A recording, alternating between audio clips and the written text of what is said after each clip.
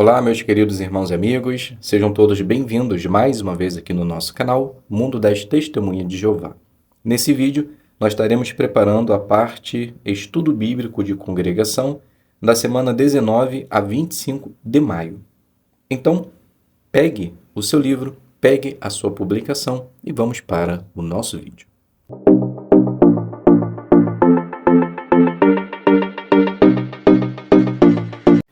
Então sejam todos bem-vindos mais uma vez aqui no nosso canal. É um prazer imenso ter vocês aqui toda semana para juntos prepararmos as nossas reuniões, algo que fortalece a nossa fé e os nossos comentários edifica nossos irmãos e principalmente louva nosso grandioso Deus Jeová.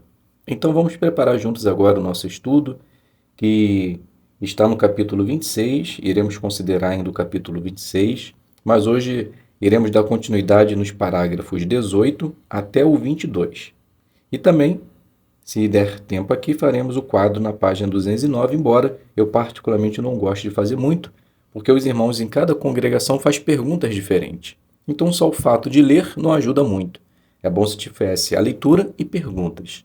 Mas como não tem uma pergunta sólida, já escrita, para podermos considerar, eu particularmente às vezes não leio esses quadros. Então, pegue aí o seu livro, abra na página no capítulo, como dito, capítulo 26, e vamos considerar juntos parágrafos 18 até o 22. Então, vamos iniciar lendo o parágrafo 18 ao 20, que tem o subtítulo Extraordinária Bondade. Então, diz assim: Os sobreviventes estavam na ilha de Malta, ao sul da Sicília.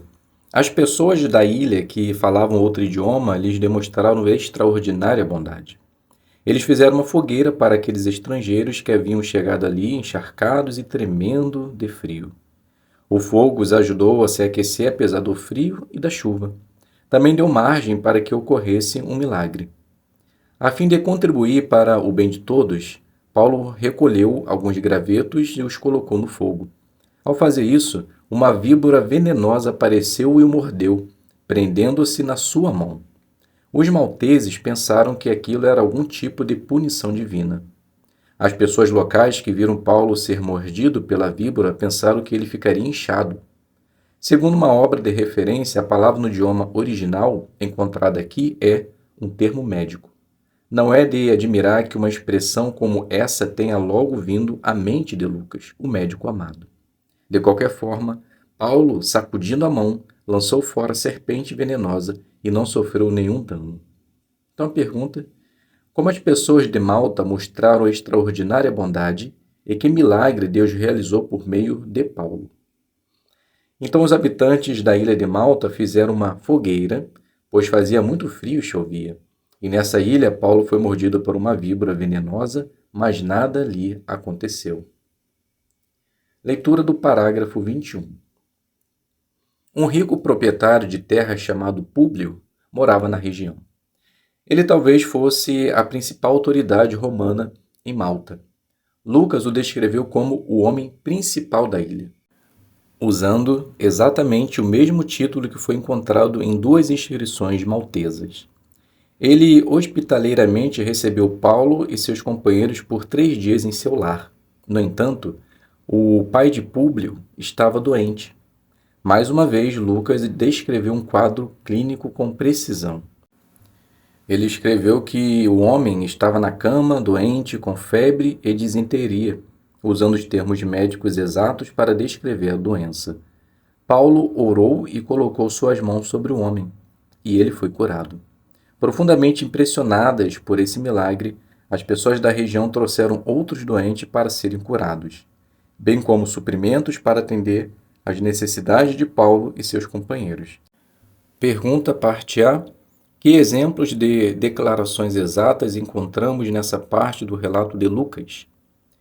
Então Lucas ele descreve Públio como o homem principal da ilha, e essa menção é encontrada em 2 inscrições maltesas.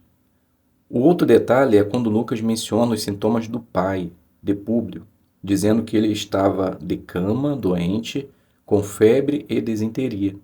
Ele, assim, usou termos médicos exatos. Parte B. Que milagres Paulo realizou e que efeito isso teve nas pessoas de Malta? Então Paulo curou o pai de Públio, pois assim as pessoas começaram a trazer pessoas doentes para Paulo curar.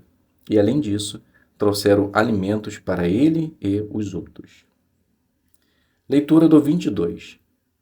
A exatidão com que essa parte da viagem de Paulo é descrita é digna de nota. Um professor universitário disse: o relato de Lucas se destaca como um dos mais vívidos exemplos de narrativa descritiva em toda a Bíblia. Seus detalhes sobre as viagens marítimas no primeiro século são tão precisos e seu retrato da situação no Mediterrâneo Oriental é tão correto que o relato deve ter se baseado em anotações feitas num diário. Lucas pode muito bem ter feito essas anotações enquanto viajava com o apóstolo. Nesse caso, a próxima parte da viagem também lhe deu muito sobre o que escrever. O que aconteceria com Paulo quando ele e seus companheiros finalmente chegassem a Roma? Vejamos. Então a pergunta parte A.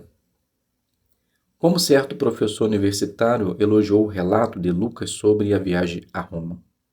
Então o professor universitário ele disse: o relato de Lucas se destaca como um dos mais vívidos exemplos de narrativa descritiva em toda a Bíblia.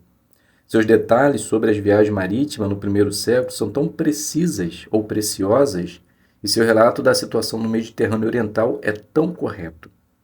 Parte B. O que consideraremos no próximo capítulo? Iremos considerar o que aconteceu com Paulo e seus companheiros quando chegaram em Roma.